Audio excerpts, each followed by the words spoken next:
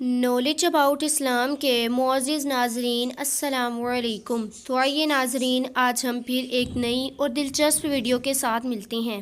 ایک آدمی، پیلا پڑتا ہوا چہرہ، آنکھوں کے گرد گہرے سیاہ حلقے، الجھے ہوئے بال، سہما ہوا لہجہ، پریشان حال، پرانے مگر صاف ستھرے کپڑے پہن کر وہ روزانہ صبح میری دکان پر آیا کرتا تھا۔ وہ اور کوئی نہیں، ایک مجبور ہارا ہوا باپ، اور آ کر کہتا کہ صاحب میری بیٹی بیمار ہے، اس کا آپریشن ہے، خدا کے لیے میری کچھ مدد کر دیں، اللہ پاک آپ کو بہت ثواب دے گا، اللہ پاک آپ کو بہت نیکی دے گا۔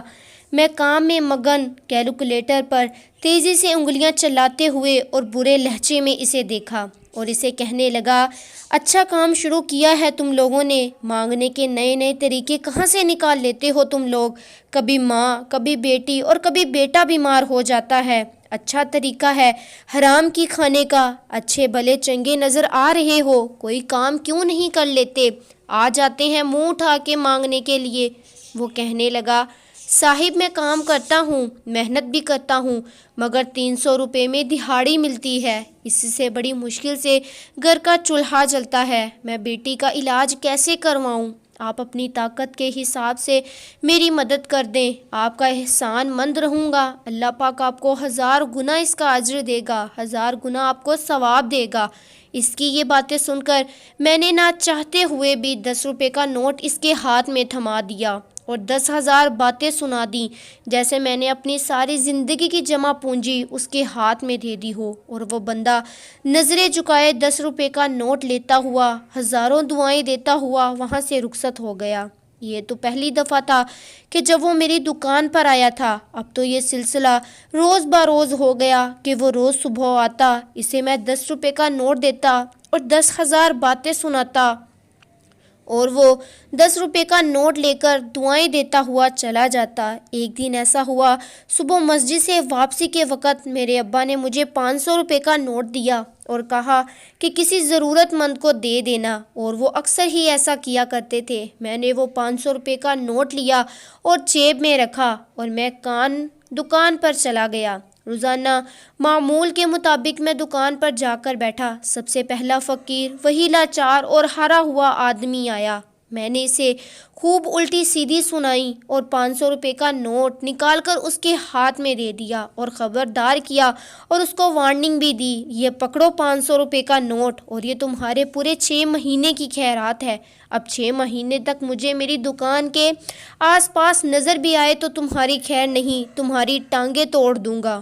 اور وہ بندہ 500 روپے کی نوٹ لیتا ہوا، روزانہ کی طرح سر جھکائے دعائیں دیتا ہوا میری نظروں سے اوجھل ہو گیا۔ تقریباً 2 ہفتے تک دوبارہ وہ نظر نہیں آیا۔ ایک دن میں اپنے کام میں مصروف تھا کہ کسی سے بات کر رہا تھا تو وہی فقیر مجھے نظر آیا۔ اس کو دیکھ کر جھٹ سے میرا پارا 7ویں آسمان کو چھونے لگا۔ میں نے چیخ کر کہا، حرام خور، تم پھر آ گئے، تمہیں اثر نہیں ہوتا، تمہیں ذرا سا بھی سکون نہیں ہے؟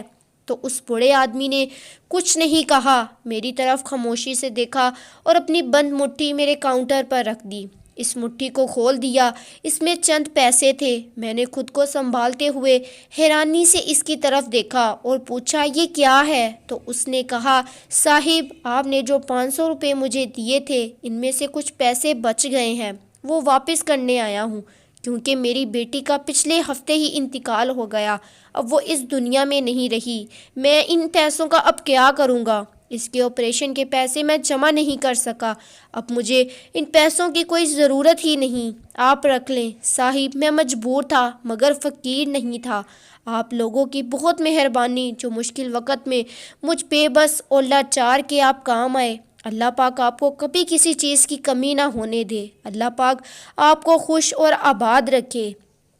آنکھوں میں جاری آنسو کا پانی، آواز کے ساتھ وہ میرا شکریہ ادا کرتا ہوا وہاں سے چلا گیا۔ اس کی کھلی مٹھی سے نکلتے پیسوں کو بت پناہ دیکھ رہا تھا اور کرسی پر بیٹھا شرم کے مارے اور ندامت کے مارے زمین کے پھٹ جانے اور اس میں دفن ہو جانے کا انتظار کر رہا تھا۔ وہ شکریہ ادا کرنے کے بعد رکا نہیں۔ آج بھی وہ مجھے ڈھیروں دعائیں دیتا ہوا رخصت ہوا تھا، مگر مجھے اپنے حلق میں درد کا ایک گولا اٹھا ہوا محسوس ہوا، جس کو نگلنے میں نہ جانے مجھے کتنا وقت لگ رہا تھا۔ انسانی فطرت بھی کیا کمال کی ہوتی ہے کہ غریب کو اس کی غریبی کا احساس دلانے اور اپنی برتری، اپنی مالداری ظاہر کرنے کے لیے اپنی نیکی کو گناہ کبیرہ میں بدل کر سکون کے طلبگار میں ہم رہتے ہیں۔ اللہ پاک نے ہمیں ایسی بے شمار نعمتیں دے رکھی ہیں جن کے ہم ذرا بھی لائق اور قابل نہیں ہوتے، تو پھر کیوں ہم اس کے دیے ہوئے رزق میں سے،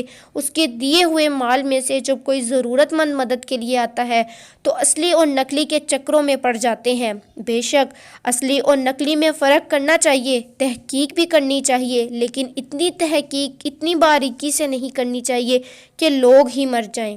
اللہ پاک نے آپ کو جتنی توفیق دی ہے، آپ اس توفیق کے مطابق کسی کی مدد ہی کر دیا کریں۔ آپ سے جب بھی جتنا ہو سکے اپنی توفیق کے مطابق، اپنی طاقت کے مطابق ضرورت مند اور محتاجوں کی مدد کر دیا کریں، اور جب بھی کریں دل سے کیا کریں، اللہ کی رضا اور خوشنودی سے کریں۔ اور یاد رکھیے گا ناظرین، اللہ کی رضا بیزاری سے نہیں ہوتی، سچے دل سے ہوتی ہے۔ اور یہ جتنا بھی مال ہمارے پاس ہے نا، جتنی بھی دنیا داری ہمارے پاس مال و دولت ہے، یہ سب ختم ہونے والی ہے، تو کیوں نہ اس کے لوٹانے کا مزہ لے لیا جائے۔ اللہ پاک ہمیں سچے دل سے ضرورت مندوں کی اور محتاجوں کی مدد کرنے کی توفیق نصیب فرمائے۔ مجھے امید ہے کہ اس قصے سے آپ کو کچھ سیکھنے کو ملا ہوگا۔ تو ناظرین، اگر آپ کو ہماری آج کی یہ ویڈیو پسند آئی ہو تو اسے لائک، شیئر اور سبسکرائب ضرور کیجئے، اور ہماری اس ویڈیو کے بارے میں اپنی قیمتی رائے کا اظہار ضرور کیجئے، اور بیل آئیکن کو دبا دیجئے تاکہ ہماری آنے والی ہر نیو ویڈیو آپ تک سب سے پہلے پہنچے۔ تب تک کے لیے اللہ حافظ۔